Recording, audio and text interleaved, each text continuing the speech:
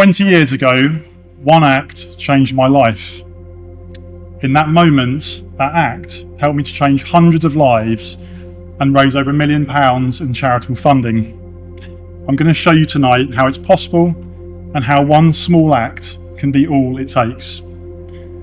I started gardening at the age of 8, learning from my parents in their seaside garden in Rye. Myself, at the age of 10, I was promoted to the head gardener.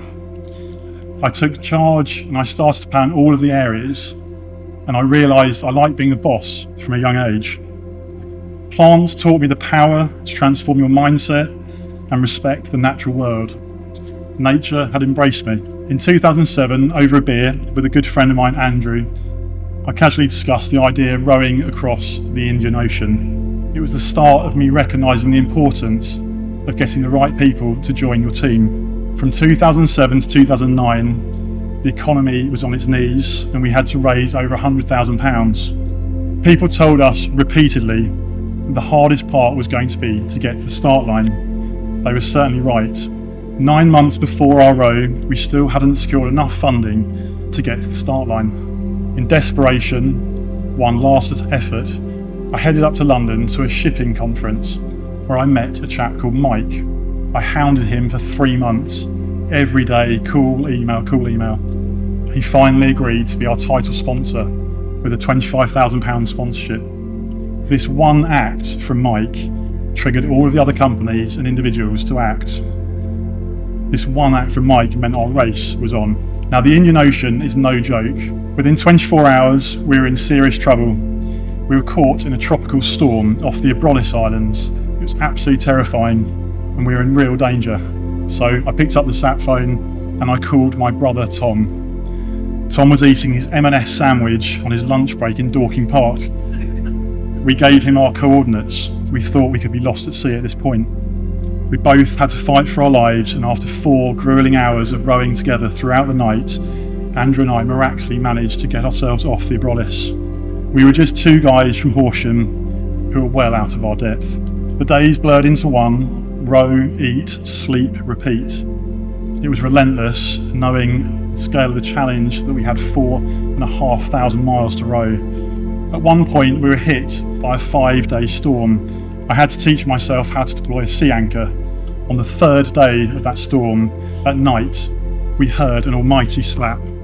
I had to act fast. I stood on the deck, holding on for dear life. Our tiny boat was rushing down the waves, hitting the oncoming one. It was like hitting a brick wall over and over. I had to fix a new sea anchor, so I had to scramble over the hull to do so in this storm. It was like being on a roller coaster with no seatbelt whilst trying to tie your laces wearing boxing gloves. Finally, I managed to deploy the sea anchor and stabilise our boat. This experience really reminded me of the power of nature's embrace. It taught me resilience in times of trouble, and we were rewarded with the most incredible displays of nature after that. Sharks as big as your table, flying fish would hit us whilst rowing at night. Whales swam underneath our boat, and the most incredible meteor showers would fill the night sky. During the crossing, we faced many more challenges, but after 100 days at sea, we were finally on the last approach to Mauritius. Heavy beards, 4 stone lighter. Approaching land, our senses were flooded with the sound of people and the smell of land.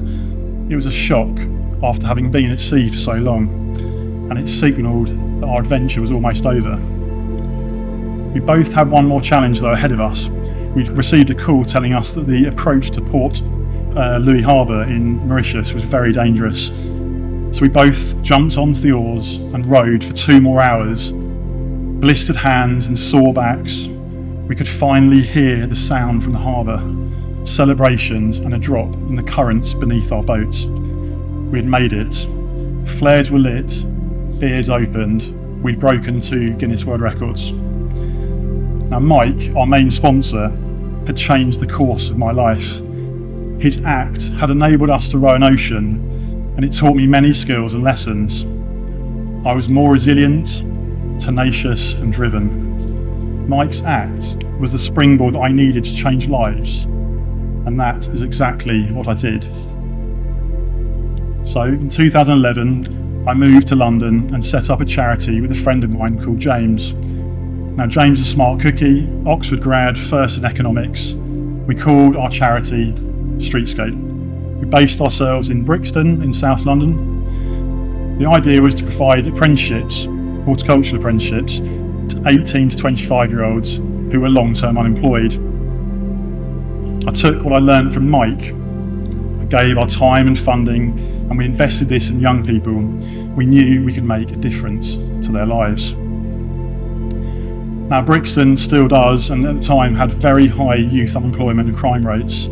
So we started small. We built a city farm garden, and we used donated funds to do so. That belief from a small number of donors led us to take on our first team of apprentices full time.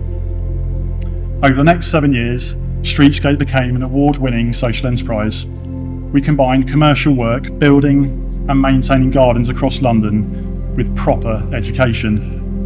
It was much tougher than running a business, having to balance donations with income generation, but it did genuinely change lives.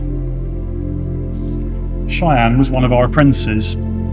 Cheyenne had sickle cell disease, which meant she had chronic pain on a daily basis.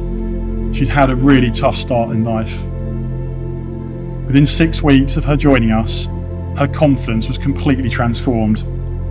She loved working with plants, the design aspect, and the fact you could see a garden develop in a matter of days. Nature had really taken hold of Cheyenne. I gave her a call last week, and what she said really did hit me. I wanted to share with you. The opportunities created for young people who were less fortunate really did make a difference.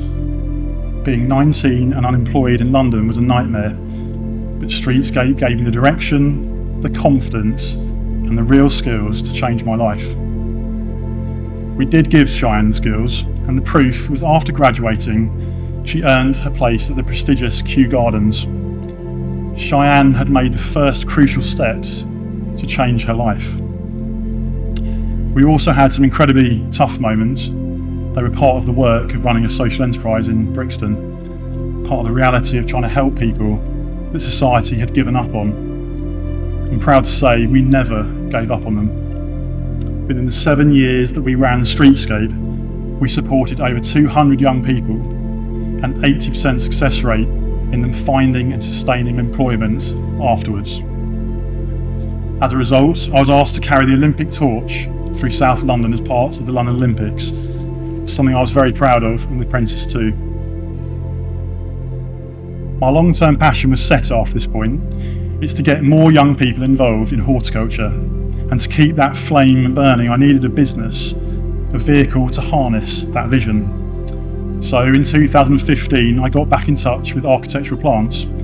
They're a specialist nursery that I'd worked at as a young chap.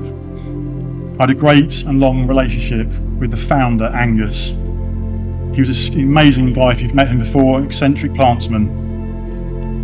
He invested his knowledge and experience in me, and he even was one of our sponsors for the row.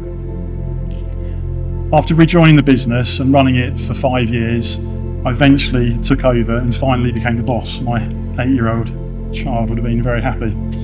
My first goal was to set up an in-house apprenticeship scheme, and they called it AP Homegrown. The idea of AP Homegrown is that we employ young people with a passion for horticulture. It's a 2-year-long apprenticeship. They spend 4 days with us and 1 day at Brinsby College, who's our neighbour.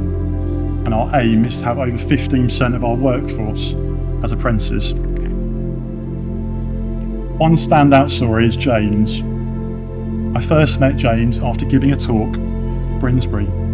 James was painfully shy, and after my talk, James had the courage to come and ask me if we could give him some work experience. We said yes, and within a week we realised James was someone very special.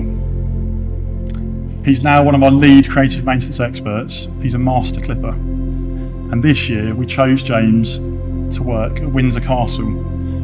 We were asked to do a prestigious project to work on the King's topiary, some plants that he needed to be shaped. The pressure was on, and James said he felt like a gladiator entering the Colosseum. It was a daunting duty, but he rose to the challenge, and I know His Majesty was pleased, having met him at the RHS Chelsea Flower Show earlier this year. Now James has gone from being a nervous apprentice to being a leader and a role model to the next wave of our apprentices. And unlike the row or streetscape, we fund the apprenticeship and the team delivers the training. We don't rely on anyone else. To me, that's the true definition of long-term impact.